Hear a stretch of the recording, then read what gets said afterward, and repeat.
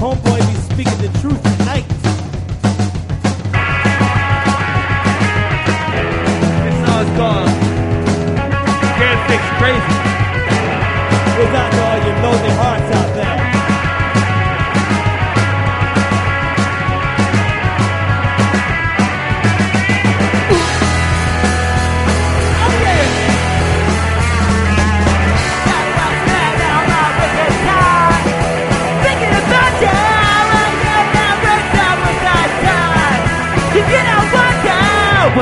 What you did that time is that this guys can't make it big change for me. And Uncle, that was been all my wicked time. I give a rip, yeah, but you know it's always that time. You did it one time. What you did that time is that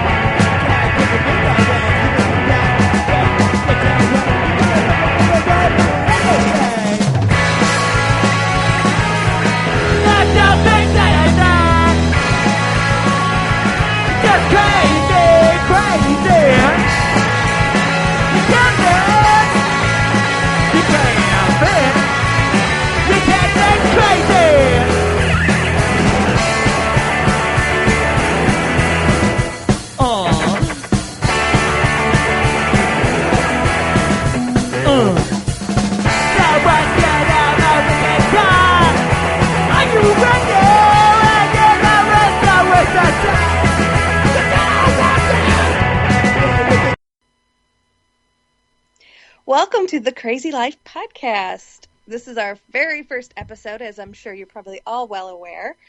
So bear with us as we go through some bumps and stuff. But we are here to talk with you about the crazy life of living with mental illness. My name is Jen, and I'm diagnosed bipolar. I've been diagnosed for since 2012 or so is when I started on my journey with diagnosing and medicine and all that good jazz. But I've been doing fairly well with it. Recently, I've been having a few road bumps and stuff, so I wanted to bring Bryan and I together to kind of discuss our journeys and hopefully hear from you guys and your journeys, and together we can help each other out and making a good life out of this craziness that we experience. So my co-host here is Bryan. You want to introduce yourself? Yep, I'm Bryan. I'm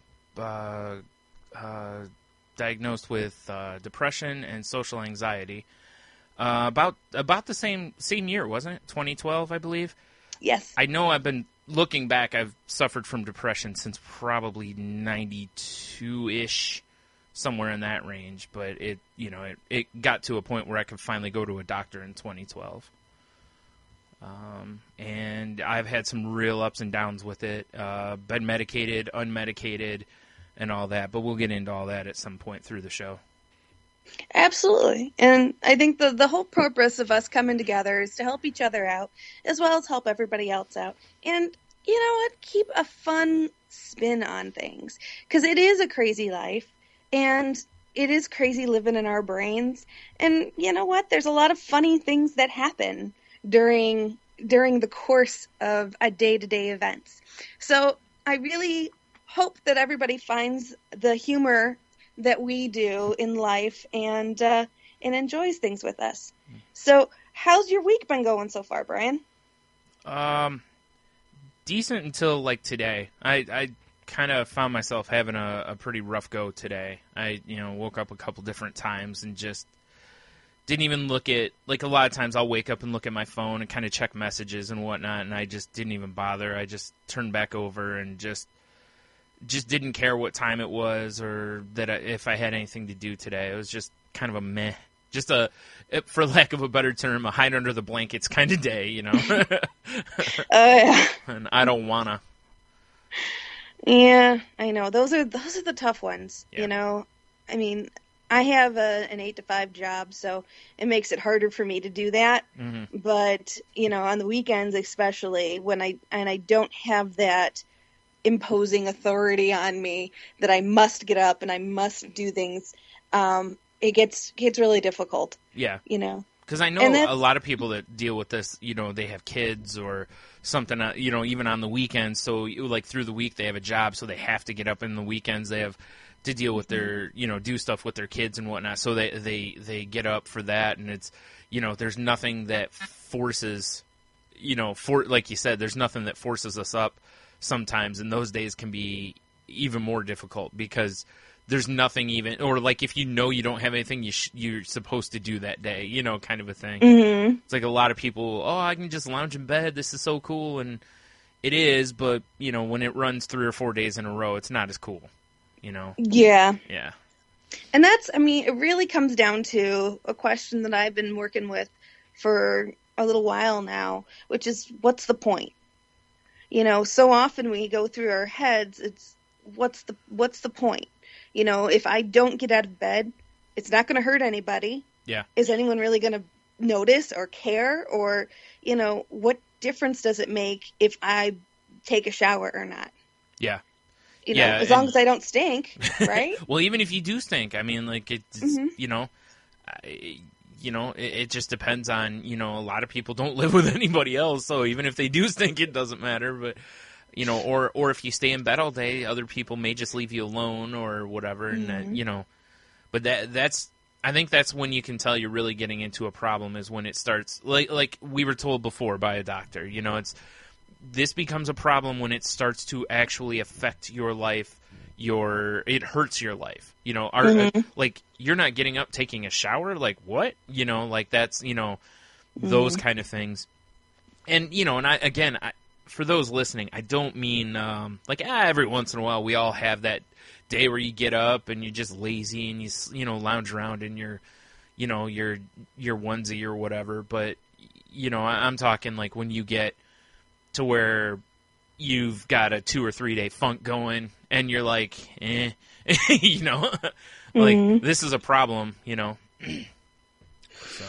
Exactly. Yeah. It's just, it's so interesting, that just dealing with this, because everybody can relate in some terms, in some ways. Sure. And I think that's part of what makes mental illness so difficult, is that, I guess it's probably similar to any other, to addictions or any other issues people face, which is, some people can have one drink and it's okay. Yeah. And it's hard for them to understand when someone says they can't drink at all.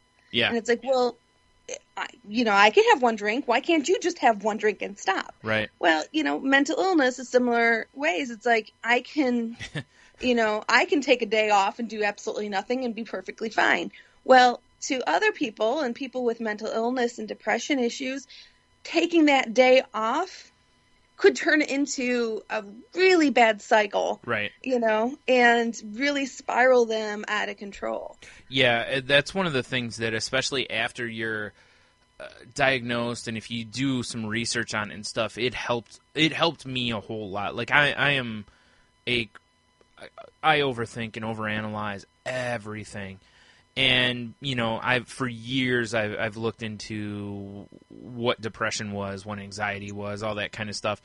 And I did it partly so that I would be informed, so that I could maybe recognize the beginning of a cycle or a spiral, however you want to word it, and maybe avoid it. Now, I found that it does and it doesn't help, because knowing a lot of stuff sometimes kind of can push you into that rabbit hole, because when I finally did go to the doctor and get diagnosed, everything she was telling me, I'm like, yeah, it's like, yeah, I kind of expected this, like, right. I felt so prepared, and, that I had, it validated that I wasn't paranoid at that point is what happened, but you're right, there's a lot of days, like, anyone can wake up and go, God, I just feel worthless today, like, the job's got its foot on your neck, life's just a pain in the butt, it just isn't going your way. We all have that. The difference is, somebody like me, I have that feeling a lot. Even at something that I know I can succeed at and do, I still a lot of times will have this, like you said earlier, this why bother. Like, in the grand scheme of things, it doesn't make a difference. So why put the effort out? Why do, and you end up talking yourself completely out of things, which I've done countless times. And it's easy to do. I mean, so many people, not just in regards to mental illness, but then to life in general. I mean, that's like the epitome of books out there and religion and the whole works is like, what's the point? Yep. Yeah, there's whole like facets of philosophy and, like you said, in religion that's you can go into a bookstore, for you millennials, those are these big brick things that generally they used to have books in. It's kind of like the internet, but in, you can take each one at a time. You don't have it all at your fingertips. Right. Exactly. But yeah, there's so much on it, and I've read a lot of, like, for a while that was what I was doing, was kind of like, well, maybe I'm just lost because of this, and a lot of people, if you just found religion, you'd find your way, and I'm like, I don't think I would. Just the same as if I started taking on one facet of philosophy, I don't think it would be enough for me. Knowing who I am, I just think I would want more. Like, no, this doesn't quite do it. Like, what else is out there? And then I read that, and it's just, I could read forever and still not have a clue. Well, I think it's because there isn't an answer. I mean, I think the answer is to the individual. Yeah. I've always said that you have to find a purpose in life. And whatever motivates you or becomes your purpose, to a lot of people, it's their children, to some people, it's their parents helping take care of somebody. Right. To others, it's their artistry, right. Or whatever it is that you're passionate about, that motivates you to get up and that motivates you to take the next steps. And when you can't figure that out, or you don't know what makes you passionate, it's so difficult. And then on top of that, you take, like a lot of the drugs I'm on, being bipolar, the whole point of bipolar is you have extreme mood cycles. So you have really, really great highs and really, really low lows. So they put you on medicine that takes away the highs and lows, which kind of evens you out, which for all intents and purposes is awesome. It sounds great on paper. Yeah. It's because you're like, oh, finally I won't be swinging, wildly left and right. I'll be, centered, for lack of a better term. Yeah.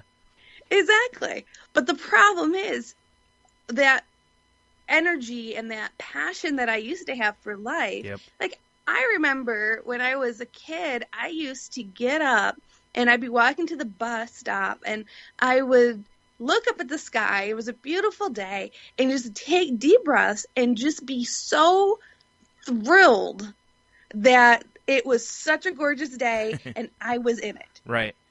And it's just that, that innocent joy for just being alive and just being there.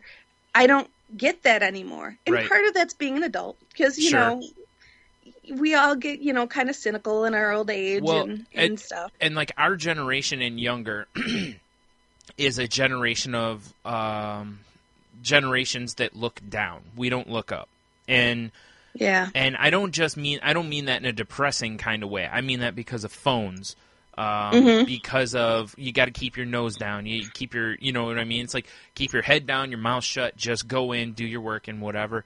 And we're kind of, that's leading to, like I said, now you introduce the phones. Well, we're all looking down at our phones all the time. So, unless you're taking a selfie and capture a beautiful day behind you, it's like, a lot of people aren't looking up. And now I will say there are a lot of people I follow on like Instagram and stuff that are taking pictures of, like cloud porn as it's called and such, beautiful sunsets, that kind of stuff. And that's great. It's because, like I said, it's so easy for us to not look up anymore.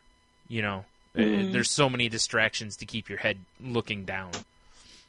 Well, yeah, absolutely. And the things that we have to make our lives easier, like our phones, the internet and stuff, it also puts distance between people, and it makes it much easier to kind of crawl inside yourself. Yeah. Because, everything that we have and surround ourselves with is pretty much isolating. You know, we Yeah. isolate ourselves by texting instead of phone calls. Instead of meeting people's eyes as you're walking down the street and smiling and saying hi and making a connection with a person, Yeah. you're staring at your phone or you're looking at your feet or, you know, and it just, I think we're getting to that point where we're isolating ourselves, then we have much more, we have a much higher instances of mental illness being diagnosed and people talking about it, and mental illness isolates us, then all of the toys we have isolates us, then all the conveniences of deliveries and this and that and the other isolates us. Yeah. So pretty soon you have no connection with anybody or anything. Yeah. And the what's the point becomes, I think, even more prevalent, because you have nobody really depending upon you, no one really looking for you or anything, because you've isolated yourself so far. Yeah. Well, and like you said, it's really difficult too, because like, just the nature of the beast of depression is, like you said, is isolation.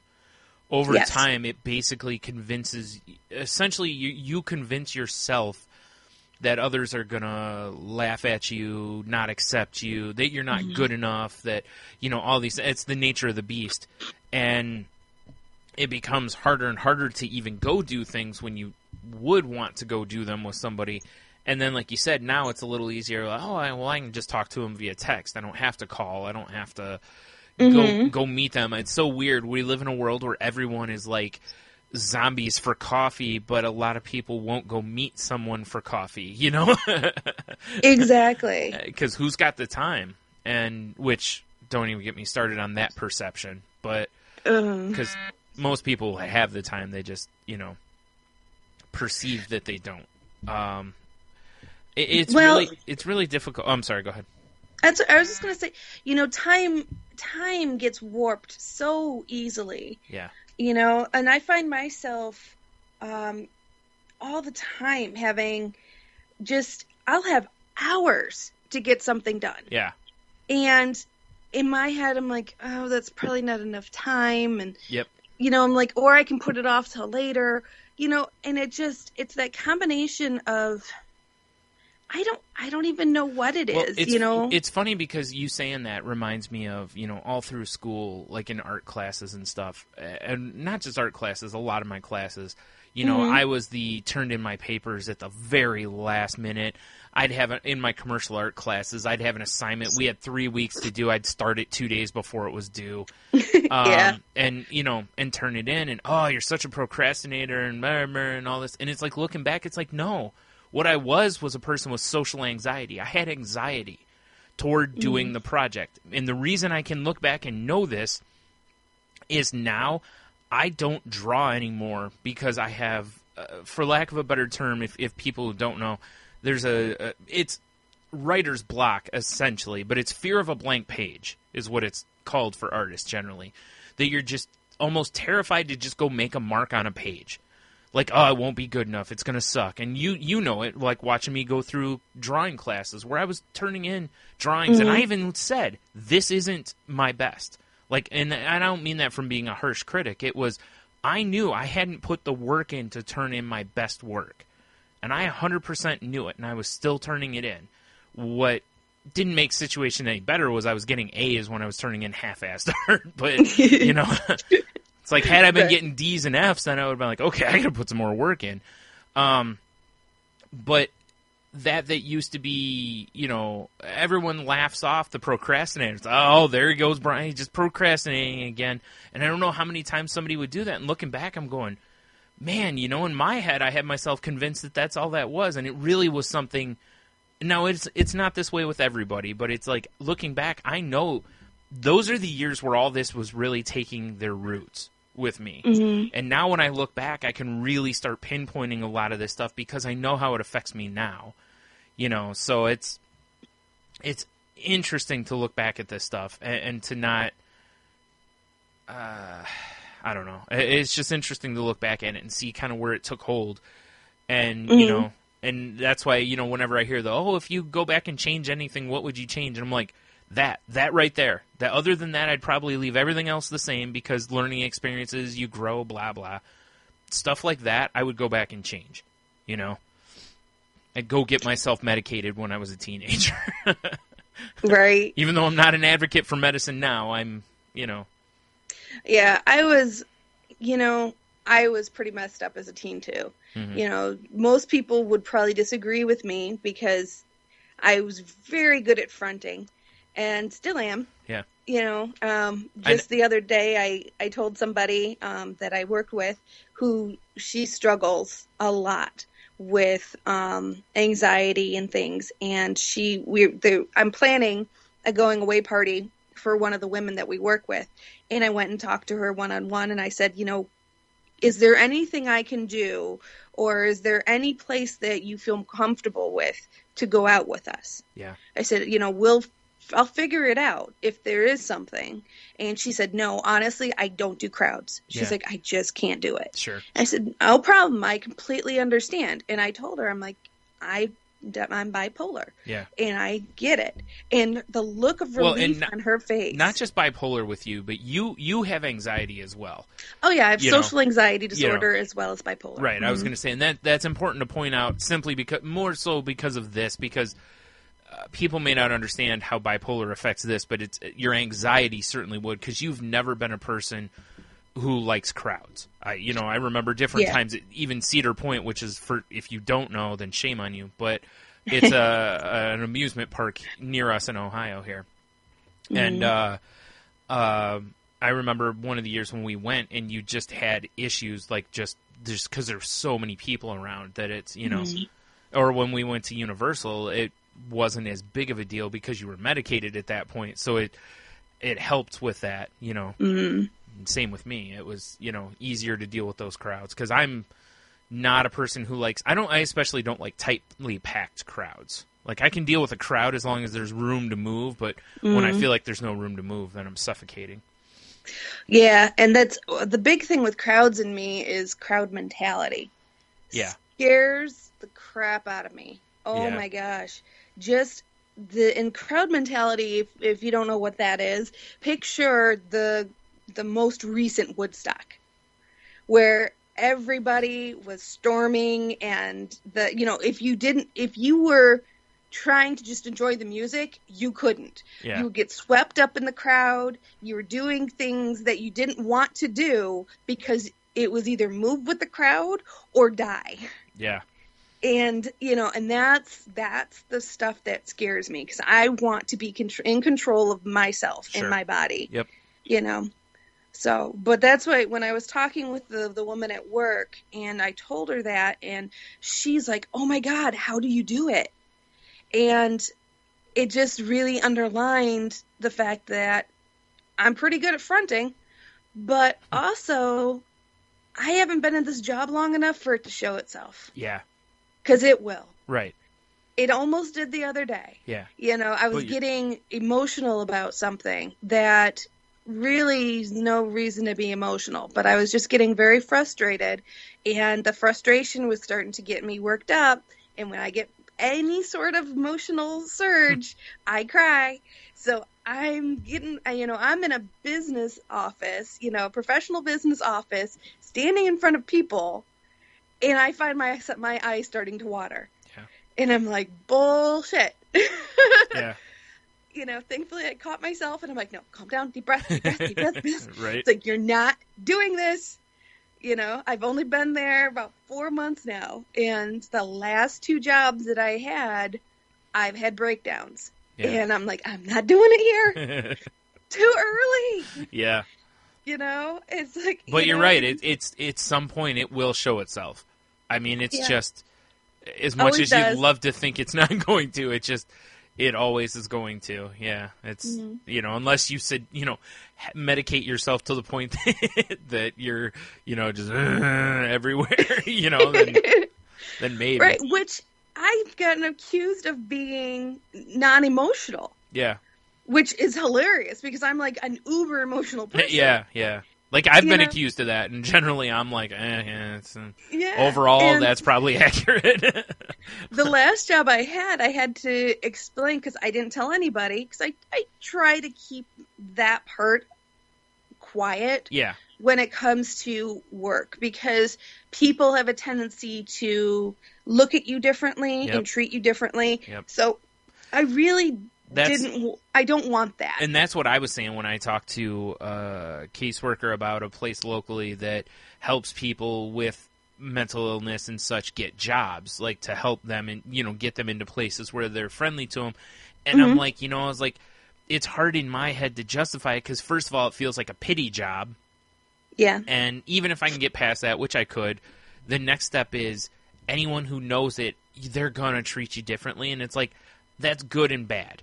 Like, I want people to understand and go, okay, this is why he's behaving this way. But I don't want them to go, oh, well, if we do this, Brian's going to... Or like with you were just saying, it's like, well, if we do this, that's harsh and Jen's going to have a breakdown. I don't want... You don't want that. You don't want to be coddled, or you don't want it to become almost like condescension. It's not quite, but almost, Like, you just want to be treated like a person, but you also want people to understand, just the same as if you had a physical handicap, like, hey, this is difficult. Like if your work was like, hey, we're going to send you to the world's biggest blah, blah, blah convention.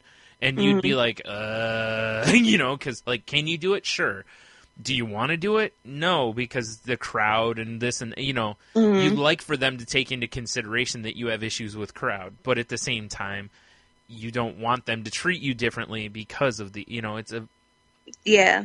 Like I said, it's no different than if you had a physical handicap, Well, speaking of physical handicaps, did you see the clip from not Wheel of Fortune, from Price is Right? Price is Right? Yeah. Oh my God. For those of you who haven't seen it, you need to Facebook, YouTube it. It's all over the place. Yeah. But what happened was this woman was in a wheelchair, and she got up to go win a prize. She got invited up to the stage. She won the price down, whatever it is. Anyway, so she's up there in her wheelchair. She had lost both feet in a tragic accident.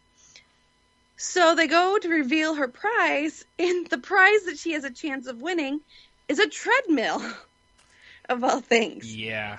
Yeah, and it would be understandable if the show was live.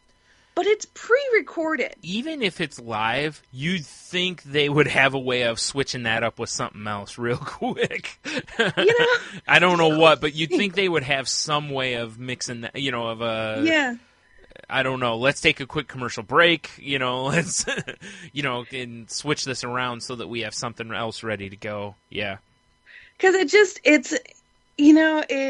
people just, they don't think. So you don't want to be treated differently. Yeah. But there is a line somewhere. You don't invite someone who's in a wheelchair to a place that doesn't have wheelchair access. Yeah. It's just... Not unless you're a real jerk, yeah. Common courtesy. Yeah. It's just, you gotta think ahead sometimes, Yeah. And that's where I think what people are looking for. Yeah. You don't offer an alcoholic a drink. You don't invite them to a bar. Right. You invite them to a restaurant or someplace. Right. You don't take someone with mental illness and guilt them for not being able to attend something when they say they can't. But that's another show. Yeah. I could talk for hours on, yeah. Yeah. And that. I want to say this is, if any of our friends are listening, any of the shit that I say on here, I'm not pointing any fingers. I'm not judging. Generally, when I'm talking about people, I'm meaning en masse. Like how I've been treated over the years by a lot of people. And it's not an individual thing. It's more of a stigma that I'm talking about than anything, And I think that's safe to say for just about everything we're talking about. Unless we call you out by name, we're not talking about you. Yeah. And listen, I I have a hard time judging anybody for how they behave towards somebody with mental illness, because it's still, we're in a slowly shifting environment to where people with mental illness are it's starting to become more and more prevalent. Like, people are seeing it more, even though it's always been there. The number has always been there. Like, what is it, one in 3 or something like that, or 1 in 6? I can't remember what it is. But it's a fairly small number. Have some form of anxiety, depression. Like, everybody you know. Look, I mean, how many people do you know that are on Xanax or take Ambien? Generally, that's what those things are for, is for anxiety. You know, which, don't get me wrong, part of that's probably caused by our own selves with our phones and the LED TVs and all that, you know, tricking our brains into thinking it's not nighttime. But anyway, but like I said, I have a hard time judging people like that until they know. Like, once you tell them and explain to somebody, if they continue to act that way, then they're an asshole. I mean, there's no other way to put it. It's no different than, you know, like someone goes, hey, you want to go get on the treadmill? And you go, look, I have no feet. You know, I can't so much get on the treadmill. And then they, the next day, call you up and go, hey, you want to get on the treadmill? That's an asshole. You know, that's all there is to that. That's not, you know, that's not generally the people we're referring to, you know. No. And this podcast is a safe place. So anybody who wants to reach out to us, we will respond to you. After our discussion, we'll give you contact links and information how to get in contact with us, because we want this to be a safe place for everybody. And share your stories with us. Just reach out to us, say hi. Right. And anything, you know, if you do share something with us that you know, or like, hey, you can talk about that on the show, you know, if you want us to keep you anonymous, that's totally fine.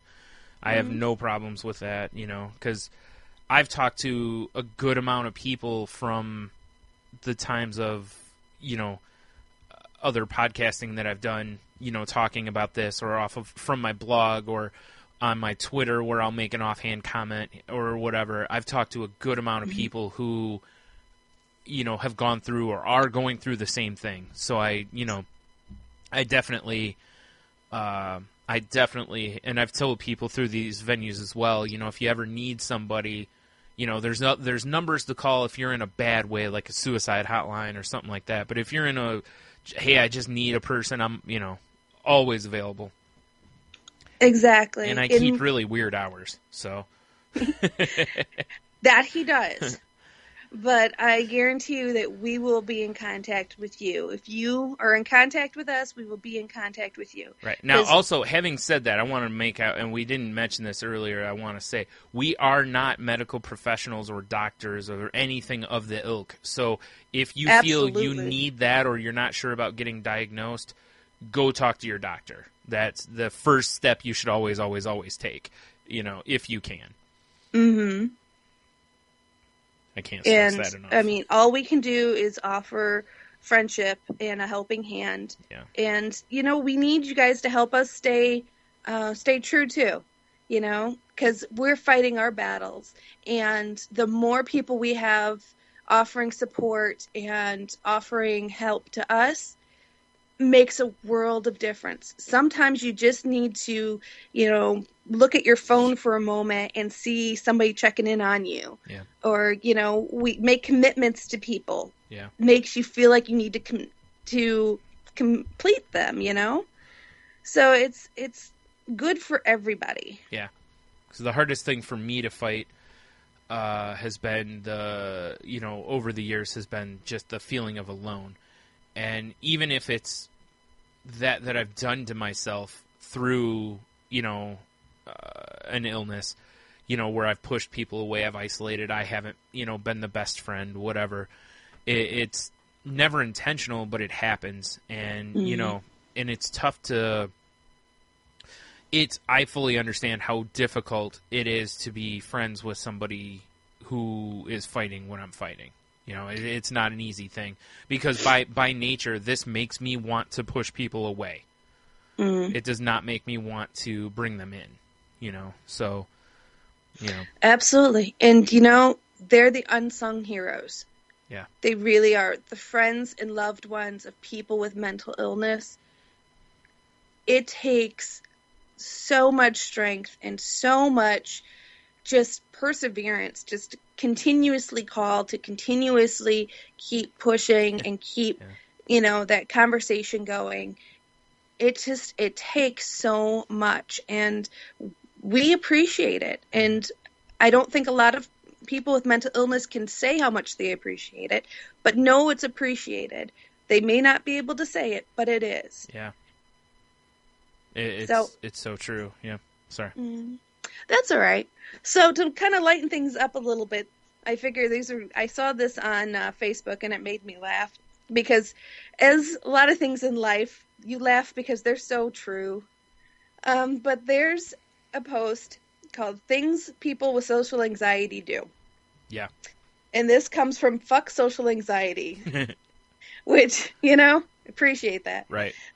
The first one is go to the bathroom to escape. Yeah. Mm-hmm. Yeah. Been there. It's as dark as it is. The day my dad died, that's exactly what I did. The whole Isn't day. It amazing. That's how all I did. How comforting a toilet can be. And it was just to get away from everyone and just, breathe, basically. Mm-hmm. Because the air was so heavy with, grief that it's just, I couldn't handle it. Like, I physically felt like there was weight on me from, I tend to, when a lot of people around me are like that, I tend to be like a sponge. Like, I found that I either have one or the other. Either I'm all in emotionally, or I almost seem empty. And that's how I come across to most people. I'm one or the other, Mm-hmm. And, yeah, but that's not the only time. I used to do it when I worked at the video stores.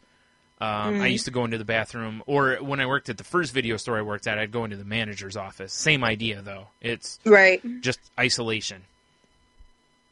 And that's the thing, and I do too. I mean, I'll do it at work and stuff, just to kind of clear my head, just have a minute of just deep breath, just relax. And even on a bigger scale, my boyfriend that I live with, he works nights. And so I'll come home from work and I'll be the only one here with the cats.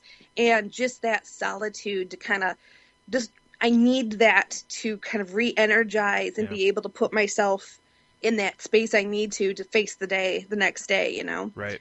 So that solitude's really helpful, even if it's a few minutes in the bathroom. Now, the next one is feel very uncomfortable without a phone or some other crutch. So I have to ask, have you ever played with your phone and done nothing? Oh God, yeah. Just to look. I think everybody has. Generally, what'll end up happening is, like, I do it a lot of times if I'm standing waiting for someone. Like, someone will be in the bathroom and I'm waiting, like in a public place. I'll act like I'm doing something on my phone, even though it's like I've already checked my Twitter and everything else. Like, I know I have no new messages, and I'm like just fooling around, like, oh yeah, like, I'm people. not a creep standing here. Yeah, I got yeah, something to do. yeah. I'm standing outside the women's bathroom or something, and it's like, yeah, And, and you see people do it all the time. I'm sure half the people, like, you probably see people all the time acting like they're talking on their phone or something. That used to be the thing. Now it's, you act like you're doing something, with a text or whatever.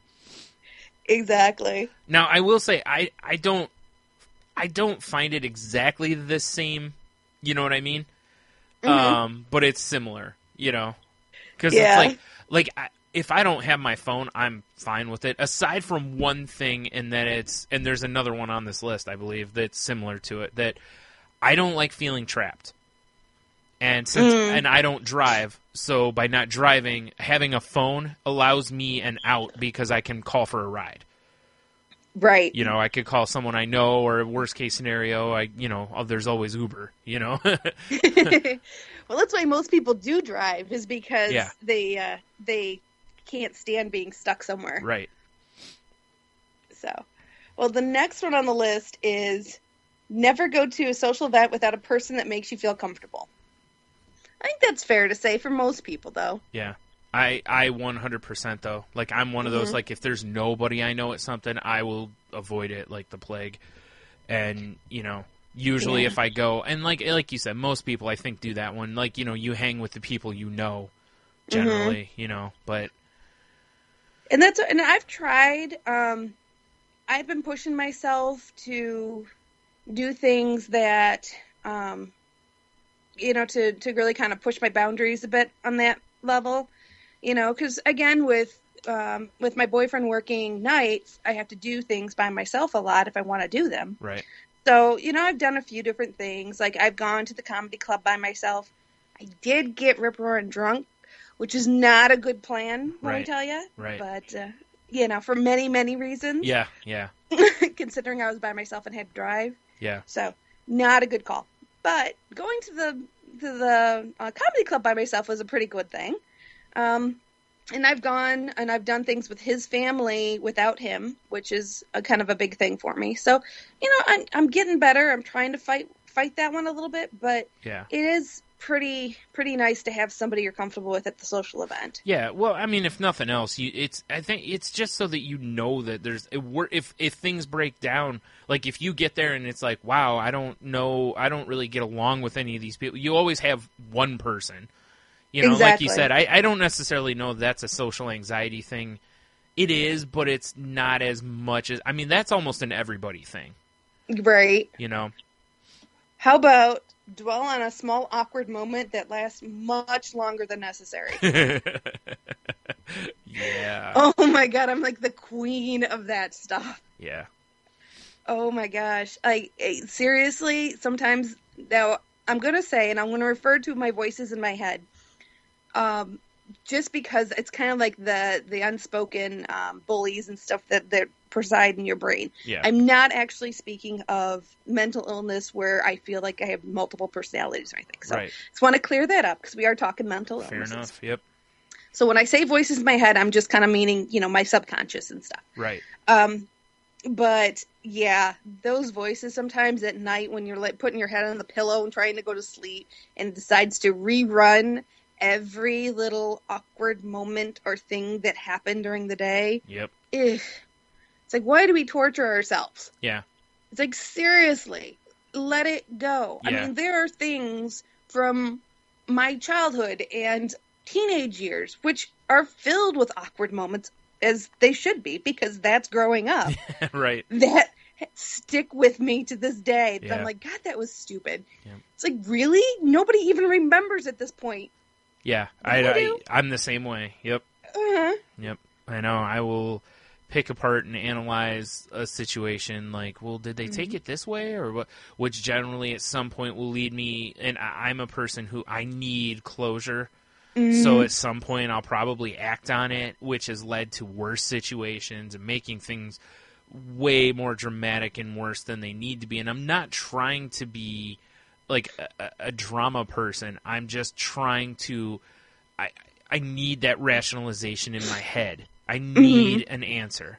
I can't just leave things open, Oh, yeah. No, I mean, shoot, I remember, and this is a complete teenage girl thing, but there was a boy I liked, and we went on one date, and we were going to both be at the same function. It was like a group function of some sort, but involving a hotel. So we all had hotel rooms and stuff.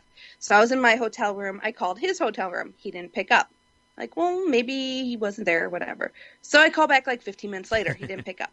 Well, maybe he's avoiding me. Is he avoiding me? Should I call him? Should I call him, not call him? So I call again. Well, needless to say, the guys were in their room laughing their butts off because their phone kept lighting up every 2 seconds as this crazy girl was trying to call him.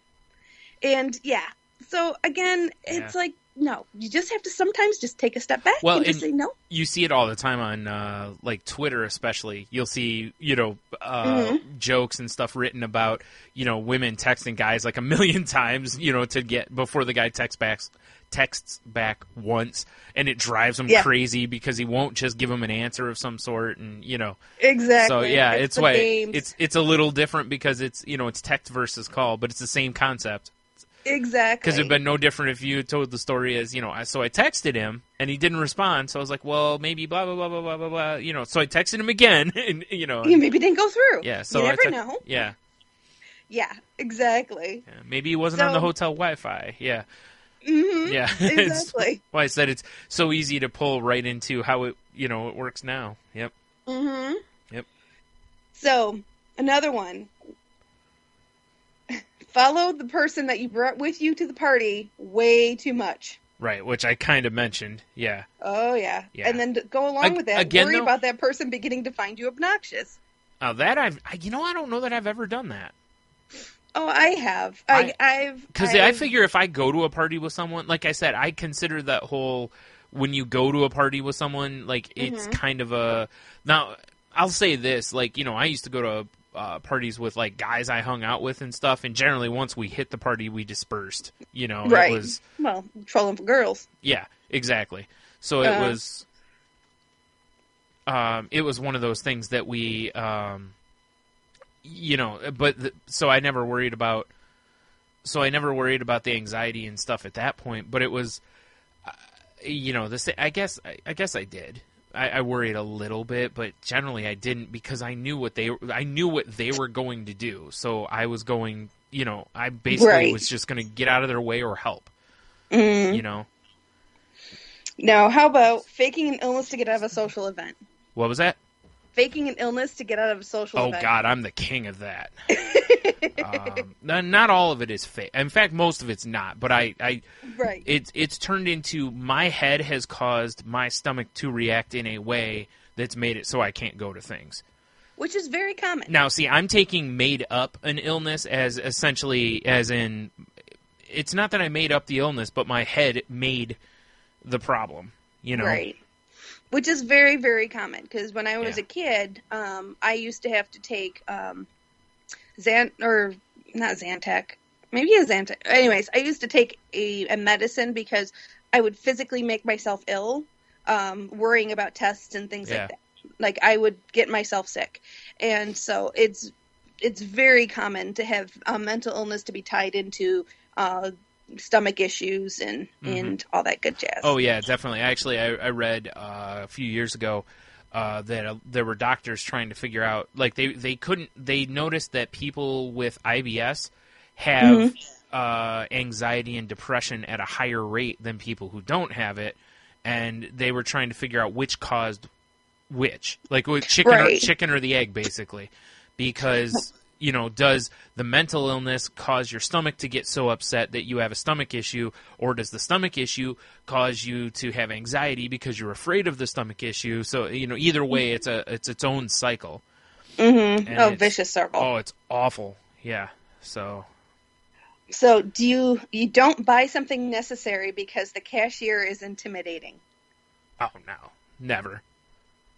I'm not afraid of people. I'll say that. Of all the anxieties and stuff I have, I'm not truly afraid of a person. I don't like talking to people. I'll avoid talking to someone. But like in a store, I can go through that line and not talk to them. Or like now especially, they have self-checkouts, so I can completely avoid it if I want. You know? And that's the thing. I mean, I've not gone into a store because there's not many people in there, and I'm not sure if they're open or not, and all that good jazz. But it's like here's how I can prove it. And most guys, it's like if you're a guy and you've bought tampons for your significant other, mom, whatever, sister, whatever the case may be, the answer to this one, like once you do that, like nothing, it's like anything I'm buying for myself. Now, if this question said avoid buying something necessary, like say you needed to buy some Pepto-Bismol or Imodium and the girl who was working was hot, I could see now maybe this changes a question to where a guy would be like, I don't want to, go through. So then you buy like 10 other things so it doesn't look like it's like, hey, I need this now, kind of a thing. But, right. Because, I'll admit, I used to bag groceries, and there are times you can see the evening progressing. Oh, yeah, right. Yeah. I'm one guy, there's chips, there was alcohol, there was all this stuff, and then there was peppermints and Pepto-Bismol and head medicine. Yep. And I just somebody's going to have a night of drinking. Yep. Yep. I just kind of looked at him a minute, and then the best part was the last thing on the thing was a dozen roses. So I started laughing. I'm like, hot date. Yep. Going having a party and has a hot date. Or maybe the roses are the beginning of the date and the alcohol's in case the date falls through or something. Right. Yeah. But like I said, if the question was formed or if it was formed more in that way, then yeah, okay, I could see it. But otherwise, nah. I've bought anything I need from anybody. I just don't give a shit. And it all started I remember when I was a kid, I had to get some feminine products for my mom one time at a store. And Ugh. as I'm going through this woman who was at the time, she was probably about 30, and I'm like 12 or something. Yeah. And she's like, these for you? And I looked up at her and I was like, and I'm like, yeah. And she just laughed and scanned. I was just, Right. It's like, what do you say to that? yeah. That's Yeah, more of who whatever. I am. I think that's why that never bothered me a whole lot, because as nervous as I can be, I can make a joke and kind of save myself and get out of there. Right. That's Well- always been my defense mechanism. Exactly. Humor is a very, very good defense mechanism for many people. Yeah. And I will say that kind of ties into something I wanted to share from... Real quick, was that the end of... Yeah, that was Okay. the end of our list. I thought it was. I just couldn't remember. Okay. Mm-hmm. Something I wanted to share from somebody that we lost just recently, Mr. Robin Williams. He said, I think the saddest people always try their hardest to make people happy because they know what it's like to feel absolutely worthless and they don't want anyone else to feel that way. Yep. And that's so true. Yeah. And so, I think that was a very poignant comment and very insightful. Definitely. And Well, he's got a lot of those comments that are, Yeah. look up some of the stuff he said. For a funny man, he has some really, really insightful things. Well, he had a lot of... he had been fighting his fight for a long, long time. Some of it publicly, some of it not so publicly. He'd fought alcohol and drugs and his depression. There's a whole, because one tends to lead to the other and stuff. And it was just like when it happened, I just remember that it was like, I don't know that a celebrity death had really bothered me as much as his did. Yeah. Because of the external versus the internal, and just knowing what I get it, I understand.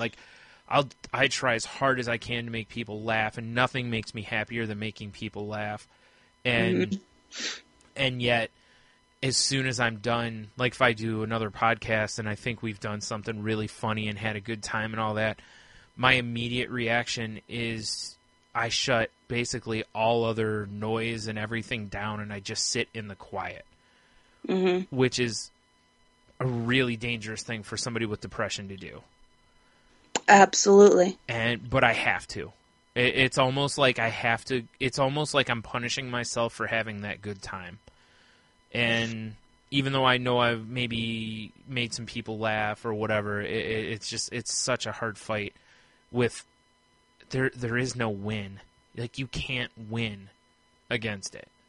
You can stave it off. You can, I guess you could determine certain ways. Like, hey, I lived to 90 and I've been fighting depression my whole life and I never this or that. Yeah, you could call that a win, I guess. It's just, you never fully conquer it. Like, it never goes away, Well, it's part of you, and that's they found more and more and more proof that it's something they don't know what causes it, but somewhere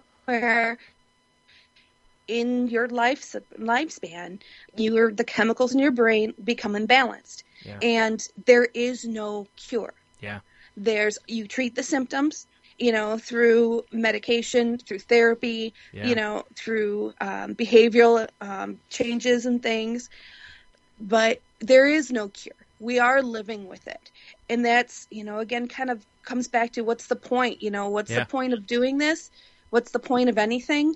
Well, the point of doing this is to help keep us connected and to keep us understanding that there is a world, there is a life worth living. And every day that we survive and make it through and find some joy and find some positives, that's a successful day. Yeah. And so often we lose sight of that because you get so caught up in all of the negativity and the junk that's inside of our own heads that we almost need someone else to kind of step in and say, no, look, this is good. This is a happy thing that happened. I think a lot of that, too, is if you look at like what's used as a motivating factor in most places now, it's negative stuff. It's not positivity. Yeah. Look at past jobs you've had. What was the motivating factor there? Not losing your job. Yep. Like, there were rounds of layoffs coming. Everybody busted their ass because they didn't want to be in the rounds of layoffs. Not because there were promotions available or raises available or anything positive, and then the attitude is if you survived it, it was, well, you're lucky to have your job. It's like, no, you're lucky to have me because I'm a good employee. You're lucky you didn't have to lay me off because to train and hire someone else would cost you more money. You know, it's like that's how it should be looked at, but it's not. It's gotten flipped to where in most things in life, the negativity becomes the motivating factor, not positivity. You know, it's, you know, it's interesting. I don't know. Yeah, it is. It is, but it's almost like you have to fight against it. You know. Oh yeah. Ultimately, in my heart, I'm a very positive person, and I really have to keep focused on that, and I have to, on a daily basis, it's a daily struggle for me to put one foot in front of the other and to say, no, I have a great life. Yeah. And I need to recognize that I have a great life, you know, and it's tough because you get so stuck, but, you know, and it is what it is, but I'm really glad that I'm taking steps and that you're taking steps that we're going to make this better for ourselves and hopefully other people. Yeah. Now, with that, I think we're probably about an hour, aren't we? Yeah. All right. So I'm thinking it's time to wrap it up.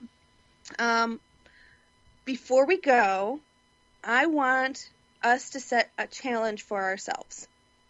So I've had some time to think about it, and I don't know if you've thought about it at all, but what I want to do is at the end of every show is set a challenge that we're going to do for the following week, and we're going to report back to everybody on how it went, our positives, you know, or not so positives, and all the good things that happen. Doesn't have to be big challenges, but just little ones that we can commit to. For me, I live on a lake, and my commitment to the audience and to you and to myself is every day after work or on the weekends even, I'm going to go and I'm going to walk along the lake and just have some quiet time with myself and just reflect on the positive things in my life. So how about you? What is your challenge? And I have one for you if you're stuck. Okay. Why don't we just do that? Because I don't really know, and knowing me, it would take me too long to come up with one. So.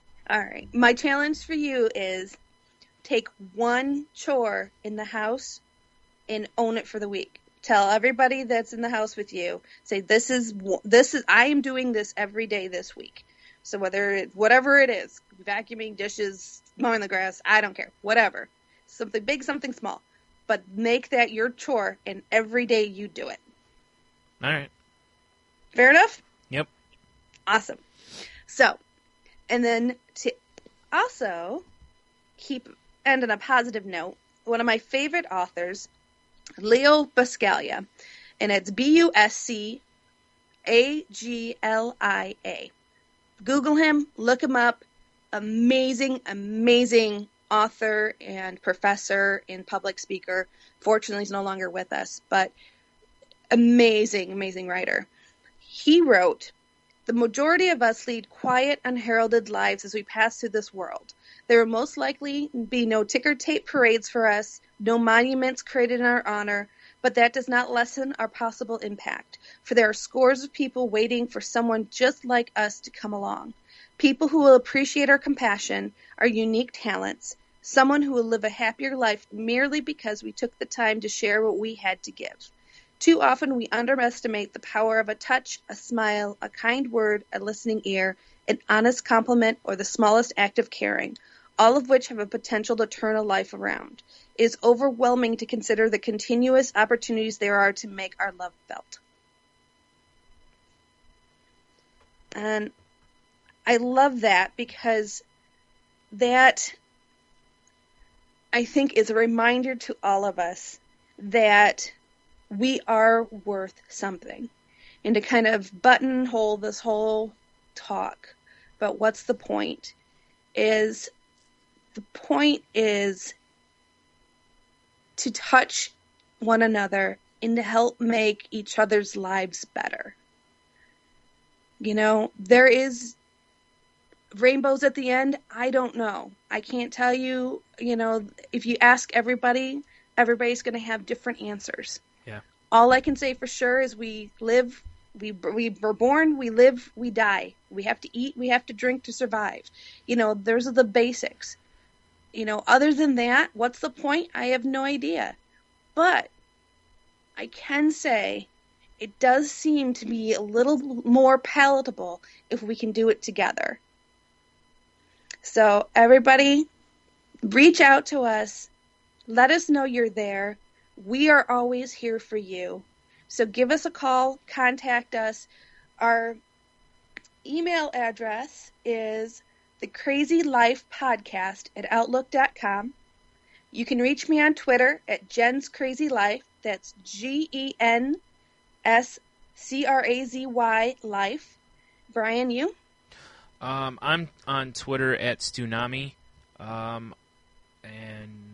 You can also, or if you happen to follow Salty_language, the other podcast that I'm on, you know, if you hit me up on that one, I'll respond also. Well, through the day, the other host would, but, you know, generally I'm the night shift. Tony's a pretty cool person, too, so Yeah. if you need to talk, hit him up, too. He's good. Right. Good peeps. And if you want to listen to a little bit more about me and Tony, who's my best friend, as our thing, there's an episode of Salty Language number 47. It's called Just Keep Calling. That dealt with like how he has seen the other side of being the friend of somebody who's going through this and the struggles and everything he went through, as well as my issues with it. And it's a pretty darn good show. So you want some laughs, like some salty language, some dirty humor? Definitely check them out. It's a good podcast, lots of fun.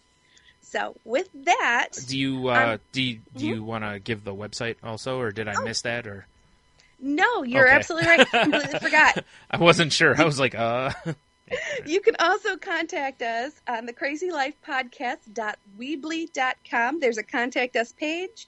We're going to be posting different things on there. As things progress, it's going to get better, I promise. And so, you know, plenty of ways of contacting us. Just reach out to us, and we'll reach out to you. And together we can make things better. So for that, I think it's time to say goodnight. And also, we wanted to say thank you to Awkward Girls for the intro music. The song's titled "Can't Fix Crazy."